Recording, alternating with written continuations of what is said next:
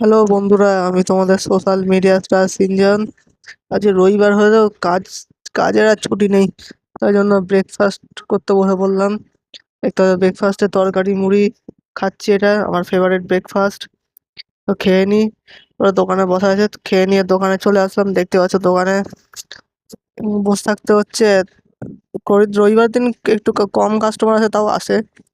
আজকে 2টো অবধি দোকানে বসে বাড়ি এসে লাঞ্চ করে নিলাম। লাঞ্চে দেখতে পাচ্ছ মাছ ভাজা, পুঁই শাকের তরকারি আর ঝিঙে চিংড়ি তৈরি হয়েছিল। ডাল ভাত খেলাম। একটু ভাত খেলাম দিয়ে বিকেলে উঠে আবার এই দোকানে বসে আসলাম। দোকান 9টা অবধি দোকানদারি করবো। এই চলে আসলাম দোকানে।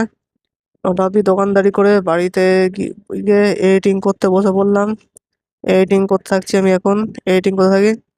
এডিটিং করার কিছুক্ষণ পর ডিনারের টাইম হয়ে গেল। ডিনারে ছিল হচ্ছে ঘুগনি আর পরোটা। এটা আমি এখন খাবো, তো খেয়ে থাকি।